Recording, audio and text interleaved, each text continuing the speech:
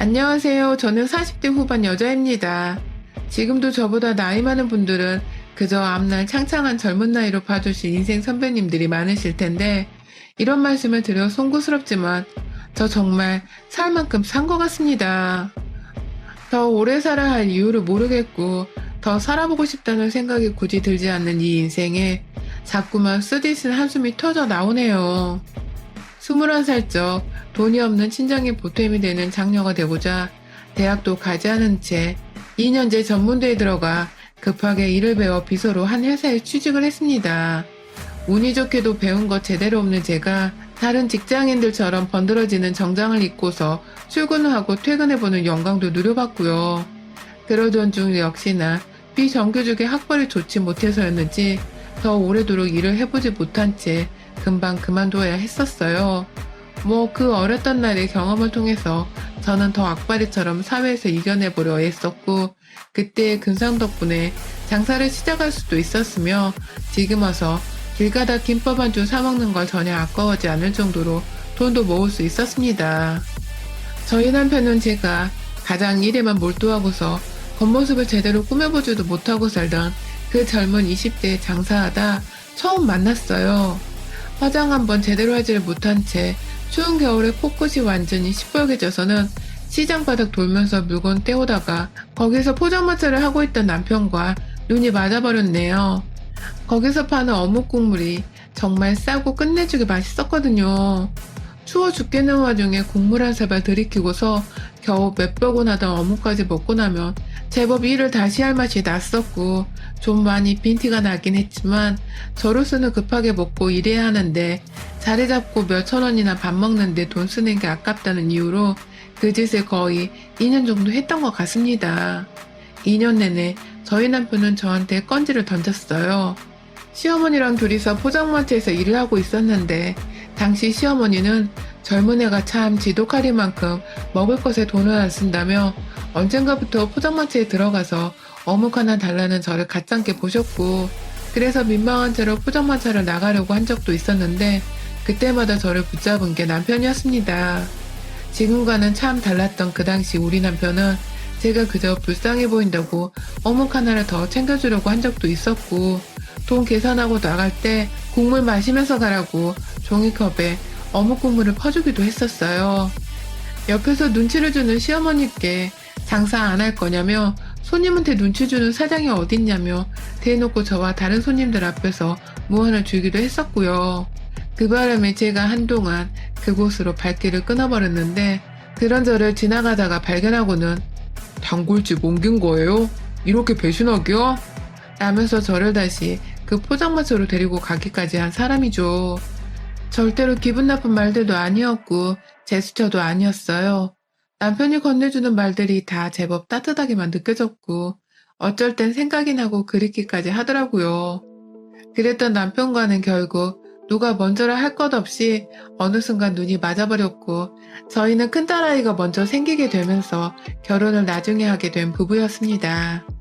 혼전 임신을 한 것이었죠. 제가 임신해서 출산한 그 나이가 26이었어요.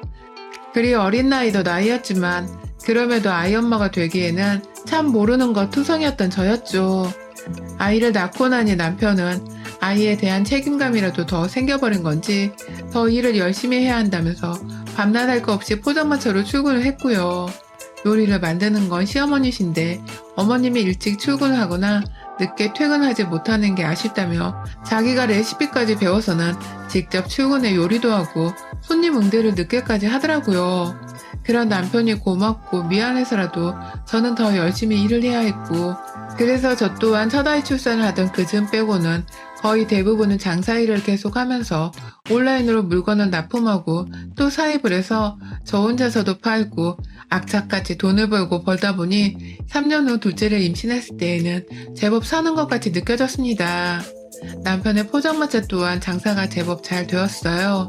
기존에도 원체 현금만 받으면서 장사를 하던 놈이었는지라 세금 뗄 일이 없었고, 그럼에도 저처럼 장사하려는 사람들이 잘 찾다 보니 밥 먹고 살 정도의 수입은 계속 나오고 있었는데, 아이 때문에 남편도 일을 열심히 하고 저도 일을 열심히 하고 부부가 둘이서 아주 그냥 젊은 나이에 일에 미쳐 살다 보니 제법 남편은 남편대로 저는 저대로 각자의 수입원이 확실하게 생기더라고요. 둘째 아이도 딸아이였는데 남편은 그 당시만 해도 정말 또 딸아이의 든든한 왕자님이 되어줄 거라며 애들 보는 것도 좋아라 하고 일하는 것도 책임감 있게 해내고 참 누가 봐도 멋지고 자상하고 듬직한 제 남편이자 아이들의 아빠였습니다. 그랬던 남편이 변한 건 한순간이었죠. 그리 오래되진 않았습니다. 한 4년 전쯤이었던 것 같아요. 시간이 흐른다고 해서 일이 없어진 것도 아니었고 저희는 젊을 적 살던 그대로 바쁘게 각자 일을 하면서 살았는데 갑자기 남편이 나 포장마차 말고 식당 하나를 차려야 할까 봐 라고 하는 겁니다.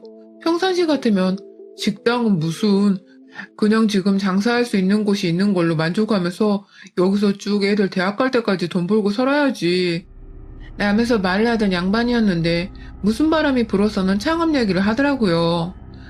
당시 첫째가 겨우 고등학교 1학년이었는데 말입니다. 현재야 안주한 채로 열심히 성실하게 살 줄만 알지 절대로 어디 떼돈 벌겠다고 나서거나 욕심을 내는 사람이 아니었기에 남편의 말이 상당히 위험해 보였어요. 그냥 식당이란 게 그냥 함부로 연다고 되는 게 아닐 수도 있는데 무작정 식당을 차리겠다는 말과 동시에 포장마차를 처분까지 하더니 가게터는 뒤늦게 벌어다니는 남편을 보고는 이러다가 사업 말아먹는 걸 경험해 볼 수도 있겠다 싶더라고요. 그리고 아니나 다를까 남편은 포장마차를 하더니 갑자기 무슨 수시집을 차리겠다며 원래 포장마차가 있던 동네에서 멀찌감치 떨어진 곳에 작은 일식가게를 하나 차리더니 보기 좋게 그걸 다 말아먹었습니다. 정말 싹 다 돈 한 푼 남기지 않고 말아먹었어요. 그런데 지금 생각해도 당시 이상했던 게 뭔 줄 아세요? 시어머니가 괜찮아. 그 정도는 경험이라 생각하자. 라면서 남편의 사업 실패에 대해서 아무 질책을 하지 않는 겁니다. 평상시 같으면 불같이 화를 내면서 니탄 내탄 할 정도의 고약한 성질머리를 가지신 분이셨거든요. 그런데 그런 분께서 그냥 가만히 묵묵히 남편을 대하니 저로서는 이게 다 무슨 일일까 싶더라고요. 갑자기 사업을 키운다고 식당 창업을 한 남편부터 시작해서 성격이 변한 건지 내가 알던 모습이 아닌 시어머니까지 애들을 키워내고 일을 하는 도중에도 참 생각할수록 겁이 났습니다.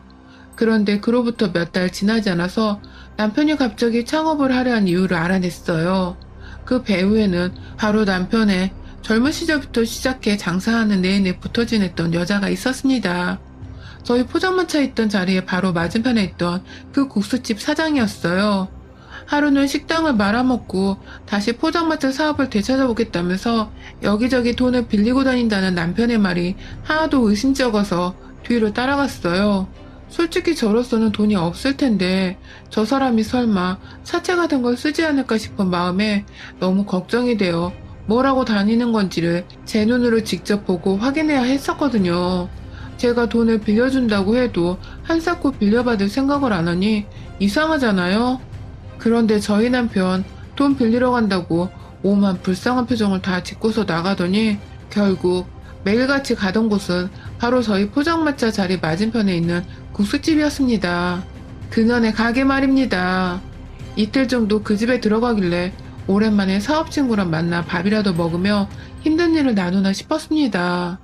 요즘 이 동네 가게 사정이 어떤지도 들어보고 저 친구분한테 돈이라도 꾸려고 하나 싶었어요. 그런데 시간이 지나도록 그 가게를 나올 생각을 하지 않고 하루는 제가 그 건너편에 있던 다른 포장마차에서 식사를 해결하면서까지 남편을 기다렸던 적이 있었는데 그 포장마차 사장님이 제 얼굴을 알아보시고는 오랜만이라며 다가오시더라고요. 그러더니 대뜸 자기네 남편 요즘 여기 자주 오네. 저 둘이서 아주 그냥 붙어 다니는 꼴이 심심찮다고 여기 사장들 난리더라. 라고 말하시더라고요. 순간 의심되던 것들이 진짜 사실인가 싶어서 막 화가 치밀어 오르면서 계속해서 지난날 동안 남편이 여기 찾아와서 뭘 어떻게 하고 다녔는지를 막 사장님께 듣고 있는데 저희 남편이 가게에서 나왔습니다. 그것도 그 국수집 앞주말에 맨 채로 말입니다. 누가 보면 완전히 부부로 의심하겠을 정도로 사이좋게 팔짱까지 끼고서는 가게에다가 잠시 외출이란 편말까지 붙이고 나가는 그 꼴을 제가 보고 만 것이었죠. 이성을 잃은 채로 마구잡이로 달려갔어요. 다가가며 옆에서 오던 차에 치일 뻔한 거 후덜거리는 다리를 겨우 붙잡은 채 남편의 이름을 부르며 가서는 니들 여기서 뭐하는 짓거리야? 라면서 아주 그냥 그년의 머리끄댕이를 잡아당기고 가게 장사 말아먹게 한다고 그 골목 한가운데서 아주 그냥 주변 사장님들이 다 구경하도록 난동을 피운 적이 있었는데 결국 제가 사과를 하면서 마무리되었습니다. 남편이 돈 끌어와서 일 도와주는 남편을 도와주지는 못할 망정 다 망쳐놓은 년 이라며 저를 사람들 앞에서 당당히 질책하기 이르렀고 그 바람에 저는 사람들 말에 팔짱까지 끼고 있던 돈 연놈을 보았는데도 제대로 될 만한 증거가 없던 이유로 결국 등신처럼 머리 조아리고 사과를 할 수밖에 없었어요. 그 후 남편은 그 국수집에 가는 걸 제 눈치 보며 조심하는 듯 하고 저하고는 좀 더 찬바람이 쌩하고 부는 듯한 모습이었고요. 저는 저대로 애들 봐서라도 화를 풀려면 남편 기분 풀어준다고 엄청나게 조바심을 냈습니다. 그렇게 한동안 괜찮은 듯 보였고 실제 남편은 그 후 그 여자한테 돈을 빌린 건지 어쩐 건지는 모르겠지만 포장마차를 다시 찾아서는 장사를 시작했어요. 저한테는 자기 일에 관한 말을 일절 하지도 않고 온전히 시어머니랑 뭘 그리 꽁냥꽁냥 거리는 건지 거의 5분 거리에 위치한 시어머니 댁을 그렇게 자주 찾아뵙더라고요. 저야 평상시에 저 싫다는 티를 너무 많이 내셨고 또 남편 사업이 망하고 나서는 유독 제 일이 잘 돼가는 것에 시샘인지 뭔 질투인지 그렇게 아니 꼽다는 식으로 비꼬고 제 일을 비하하던 바람에 잘 찾아가질 않고 있었고요. 가끔 먼저 전화가 와서 남편이랑 애들 안부를 물으면 제가 남편을 바꿔주거나 대신 대답을 하는 정도가 전부였습니다. 저번에 제가 국수집에서 난동을 부렸다는 사실을 남편한테서 전해 들었던 건지 저한테는 넌 내 아들이 사업 좀 해보겠다고 바둥거리는 게 안쓰럽지도 않니?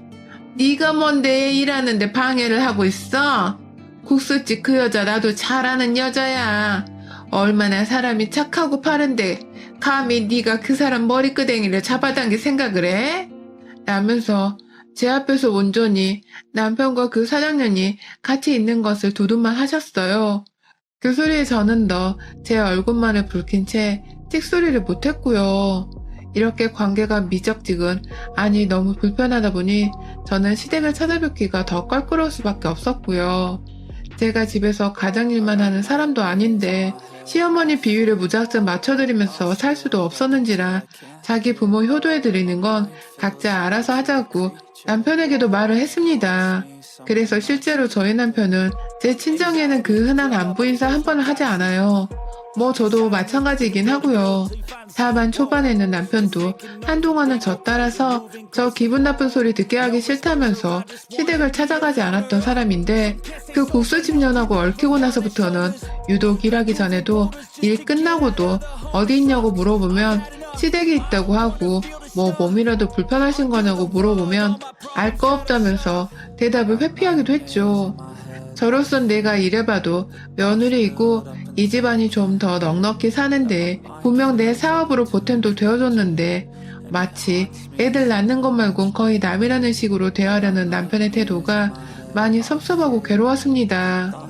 퇴근하고 바로 집에 오지 않고 시간이 좀 남으면 우리 애들이랑도 좀 더 있어주면 될 텐데 꼭 저렇게 애정 없다는 식으로 집을 멀리하려는 모습을 보이니 속이 상할 수밖에 없었고 괜히 시간이 지날수록 차가워지는 남편을 보며 볼수록 국수집 사장년이랑 바람이라도 진짜 피우는 건 아닌지 여태껏 나를 잘만 속인 채 잘만 만나고 있는 것이 아닌가 싶은 의심병까지 도지기 시작했어요.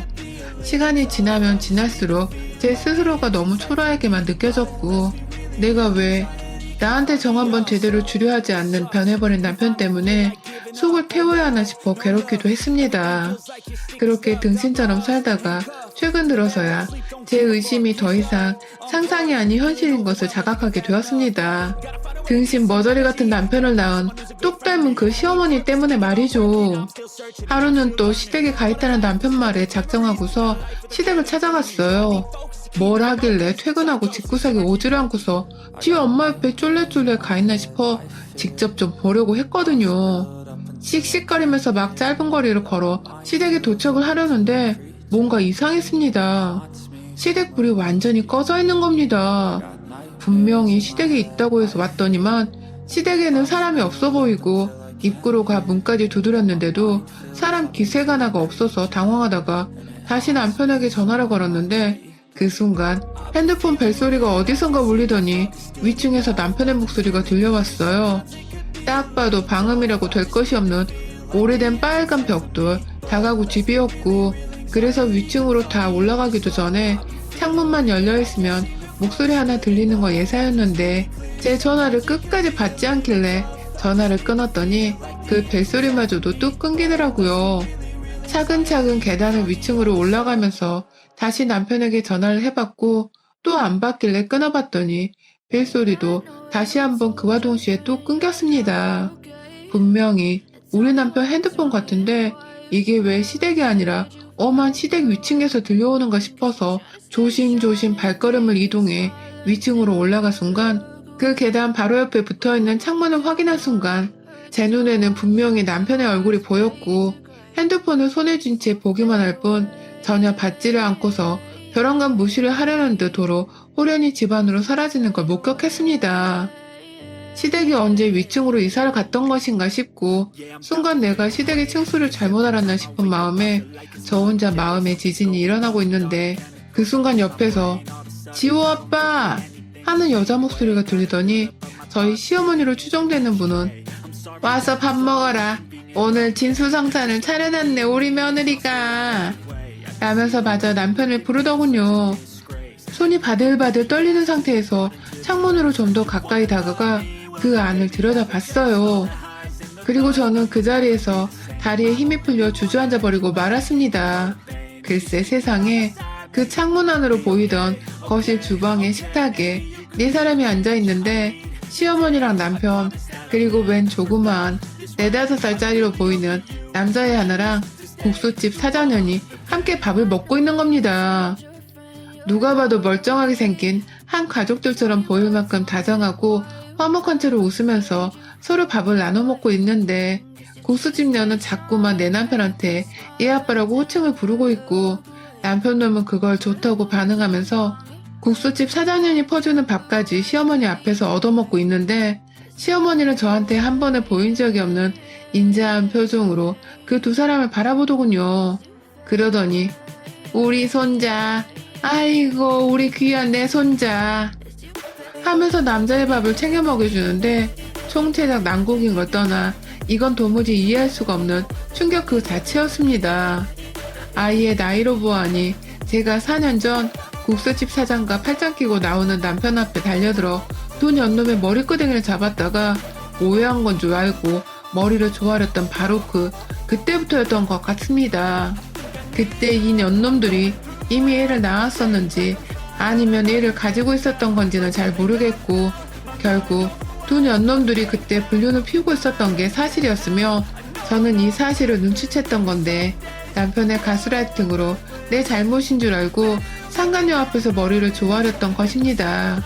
그런 줄도 모르고 저는 한동안 남편의 눈치를 보면서 옆에서 사과를 해댔고 시어머니가 상간녀를 두둔하면서 두 사람의 관계를 모른 척 감싸줄 때도 그러려니 하면서 듣고만 있었어요.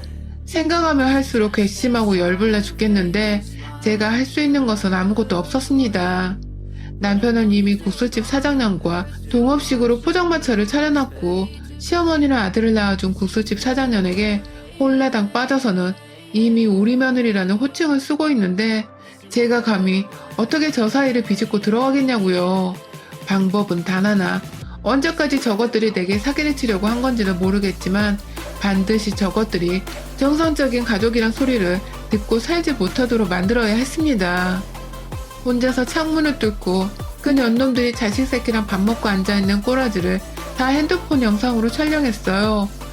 혹시 몰라서 사진까지 찍어놓고서는 요요히 그 집을 빠져나왔고 저는 곧장 이 사진들을 딸방에 들어가 프린트까지 했네요. 대학생 딸은 알바하느라 집에 없었고 저 혼자 그 년놈들의 사진들을 워드 파일에다 붙여놓고서 그 밑에는 국수집 사장님과 포장마차 사장놈의 불륜, 얘까지 나와서 조강지처를 속이려던 사기꾼들 라는 시뻘건 글자와 함께 딱 100장 프린트를 했습니다. 컬러로 선명하게 말입니다. 그날 새벽 늦게 남편은 집으로 돌아왔고 본체만 채 잠이 들어서는 다음날 오전 늦지막히 점심 장사한다면서 출근하는 남편을 따라 저도 포장마차로 갔습니다. 자꾸 옆에서 왜 따라와? 무슨 일인데? 하면서 제가 왜 자신을 따라오는지 모르겠다며 민감하게 반응하는 남편을 쫓아 포장마차로 갔고 그 맞은편의 국수집 사장녀는 저희가 함께 있는 모습을 보고는 배알이 꼴렸는지 남편에게 인사도 안 한 채 저를 한번 힐끌거리다가 가게 문을 열고 들어가대요. 주변 사장님들은 오픈 준비하느라 막 정신이 없었고 그 사이 저는 사장님들이 오픈 준비를 마칠 때까지 무작정 남편 가게 안에 들어가 남편의 뒤통수를 노려보며 기다렸고 나서기 전에 마지막으로 한번 남편에게 기회를 줬습니다. 그냥 한번 물어봤어요. 당신 나한테 할 말 없어? 마지막으로 딱 한번 물어보는 거야. 나 당신하고 지금껏 살면서 우리 딸들 낳고 나름 열심히 잘 살아왔다고 믿는 사람이야. 당신이 잘못했다는 말 한마디만 하면 나 다 용서해 줄 수 있어. 어떻게든 같이 방법을 찾아볼 거야. 나한테 할 말 없어? 라고 물어보는 제게 우리 남편은 뭐라 그랬는 줄 아세요? 뭐라고 씨부리는 거야? 라는 한마디만 하고서는 바빠 죽겠으니 거슬리게 하지 말고 집으로 가라더군요. 와이프한테 한다는 말이 거슬리게 하지 말고 나가라니. 제 정신이 반쯤 삐뚤어져 있다가 완전히 180도 삐뚤어져 버린 그 순간 시어머니가 막 출근하시면서 제가 있는 것을 보고는 쟤는 여기 웬일이냐? 라며 인사도 하지 않은 채 투명인간 마냥 남편한테 저에 대해서 물어오는데 다들 각오하세요. 절대로 호락호락하게 이혼해주지 않을 거니까 내가 어떻게든 그 남자의 첩년아들로 커가게 해줄게. 내가 어떻게든 저 국수집 사장년이랑 너 그리고 할망탱이 여기서 장사질 못하게 해줄게. 두고 봐. 라는 말 한마디를 남긴 채 밖으로 나갔습니다. 저게 뭐라는 거야? 라면서 궁시렁대며 저를 따라 씩씩거린 채 나오는 남편과 시어머니 보란듯이 저는 가방을 맨 채 국수집으로 뛰쳐 들어갔고 들어가자마자 바쁘게 오픈 준비를 하고 있던 국수집 년의 머리끄댕이를 지난 4년 전과 아주 똑같이 잡아 끌어당겨서는 가게를 끌고 나왔어요. 거리 한복판에서 여자 둘이서 연연거리면서 머리카락을 뜯고 있다가 제가 일방적으로 그녀의 머리채를 휘어잡고서 벼랑간 사람 하나 죽이듯이 헤드윙을 날리자 남편과 시어머니가 소리를 지르면서 말리려고 달려왔고 그 바람에 주변 포장마차 사장님들이 가게 안에 있다 말고 하나같이 튀어나왔는데 급기야 일부 사장님들은 저 여자 둘이 또 싸우네 또 싸워 하면서 같이 말리겠다고 달려왔는데 제가 한 손으로 국수집 사장님 머리채를 뜯으며 골목 사장을 살피다가 웬만한 사장들이 거리 밖으로 나와 저를 지켜보는 것 같다고 느낀 그 순간 머리채를 잡던 손을 풀어놓고는 가방을 열어 종이를 꺼냈습니다. 전날 혼자 프린트했던 남편 놈과 국수집 년의 분류도 모자라 혼의 자식까지 낳았는데 시어머니가 한통속으로 속인 채 가정을 일구고 있었다는 그 네 사람의 사진과 글이 적힌 고발문을 사장님들 앞에서 그제서야 눈물이 엉엉 흘러나온 채로 한 번만 읽어주세요. 한 번만 읽어주세요, 사장님들. 이 년놈들이 바람을 피운 것도 모자라 자식을 낳고 살고 있었습니다. 하다 시모라는 년도 저를 속인 채 가정을 만드는데 동조했습니다. 라면서 길바닥에도 종이를 뿌리고 사장님들 손에 몇십 장 쥐어주면서 나눠달라고 하니 처음 4년 전에 제게 먼저 두 사람의 관계가 의심스럽다고 말씀해 주셨던 그 사장님께서 어느 순간 제 옆에 와 그 종이를 보시더니 내 이 쌍놈의 새끼들이 지랄 떨 줄 알았다. 거봐 뭘 했어 내가. 이 년놈들 바람 피우는 거라고 내가 그랬잖아 몇 년 전부터. 라면서 호되게 욕을 퍼부으셨고요. 사진을 보고는 이거 진짜 국수집 사장이랑 여기 사장이네? 이건 진짜 그 엄마고 이 애가 혼의 자식이라는 거야? 그렇게 아들 타령하더니 결국 천년대려 아들 낳게 한 거야? 무서워. 같이 장사 못하겠네, 진짜. 라면서 시어머니와 남편을 향해서 비난을 날리기 시작했습니다. 다들 여태 여기서 장사하며 눈치가 한통속인데 마음속으로는 분명 불륜일 거라 확신한 년놈들이 지들은 불륜이 아니라고 하고 조광지처였던 저까지 머리를 조아리며 오해한 것을 사과를 하니까 아닌가 보다 하면서 찝찝한 채 장사를 하고 있었는데 제가 이렇게 사진을 울먹이면서 혼의 자식 놈까지 들춰내버리자 골목 상권들 사람들이 하나같이 상대 못할 것들이라며 같이 장사 못한다고 나가라 하면서 사죽일 놈들을 만들어 놓으셨습니다.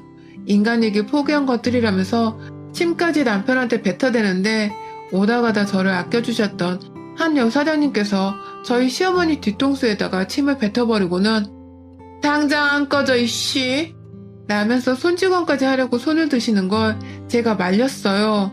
같은 쓰레기가 되지 말자면서 겨우 말려대니 그런 저를 보면서 어떻게 이걸 보고 참았대?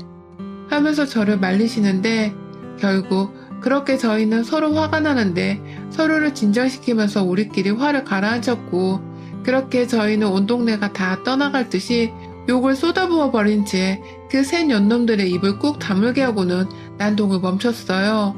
저는 다른 사장님 집에서 국수 한 사발을 먹고 나왔고 제가 나오고 보니 사장님들이 몰려서는 남편 포장마차를 구경하고 있길래 뭔 일인가 싶어 다가가니 저 년놈들 도망간다 라고 하더군요. 그래서 보니까 진짜로 남편이며 시어머니며 포장마차 접고서 오늘 장사 안 한다고 짐을 싸고 있었고 그 맞은편에서 국수집 사장년도 가게 문을 닫고 황급히 도망을 가는데 제가 그랬습니다. 네 아들놈 혼의 자식인 거 내가 초등학교 입학할 때 학교 가서도 퍼뜨릴 거고 중학교, 고등학교, 대학교 가서까지도 내가 가지고 있는 사진의 동영상까지 다 퍼뜨릴 거야. 절대로 이혼 안 해줄 거니까 어디 첩자식 한번 오질나게 열심히 키워봐라 이 첩년아. 라고 호되게 소리를 질러버렸습니다. 전 실제로 지금까지도 이혼을 안 해주고 있어요. 이혼 소리를 감히 하면서 미안했다고 연락을 해왔길래 미안하면 첩자식을 네 딸들 대신해서 잘 키워라. 네 딸들은 불쌍해도 내가 어찌저찌 잘 키워볼 테니까 하면서 말을 했더니 딸들 생각에 미안해 죽겠긴 하는 건지 애들 볼 면목이 없다. 정말 미안해. 하면서 결국 이혼 소리를 더 하지는 못하더라고요. 집도 그냥 자기가 몸만 떠나겠다면서 옷만 몇 가지 챙겨서는 죄인처럼 쫓겨났고요. 국수집 년은 자기가 장사를 더는 못한다면서 사람들이 자기를 생매장시키듯이 쳐다본다며 제발 용서해주고 사람들한테도 제대로 말을 해주던지 아님 이혼이라도 깔끔하게 해서 불쌍한 자기 자식이라도 제대로 키울 수 있게 해달라고 시어머니랑 찾아와서는 싹싹 비는데 저는 시어머니 얼굴 보니 토가 쏠려서 헛구역질에 침을 뱉어가며 그년들을 쫓아냈어요. 다시는 내 집 안에 찾아오지도 말고 절대로 그 더러운 면상 보이지 말라고 소금 한 바가지까지 뿌려서는 쫓아내니 더는 집안에 얼씬도 못하더라고요. 그렇게 저는 혼의 자식의 존재를 알았고 저를 속이고 있던 남편과 시어머니라는 이 두 년놈들의 작당을 눈치챘고 결국 제 앞에 머리를 조아리고 사과를 하는 모습까지 보고 말았어요. 결국 이렇게 사과도 받아냈고 남편과 이혼은커녕 그냥 조용히 미안하다는 남편을 집에서 나가기까지 했는데 왜 속은 여전히 허하고 뭔가 꿍한 건지 모르겠네요. 이혼도 못한 남의 남편이랑 자식 키우며 살면서 장사조차 사람들 눈치에 제대로 하지 못할 상간녀랑 친모를 생각하면 아주 속이 뻥 뚫리는데 결국 내가 등신처럼 남편을 너무 믿고 살다 보니 이 지경까지 오게 된 게 아닌가 싶어 속이 상합니다. 뭐 앞으로도 얼마가 되었든 서류에 도장 찍을 일은 없이 살겠으나 조금은 내 자신을 향해서도 돈도 써보고 시간도 써보며 마음의 안정을 하나도 쌓아봐야 할 것 같아요. 그렇게 나를 치유시키면서 다시 열심히 일하고 살다 보면 결국 인생의 끝에서 웃는 건 내가 아닐까 싶습니다. 여러분의 생각은 댓글로 남겨주세요. 오늘도 시청해주셔서 정말 감사합니다.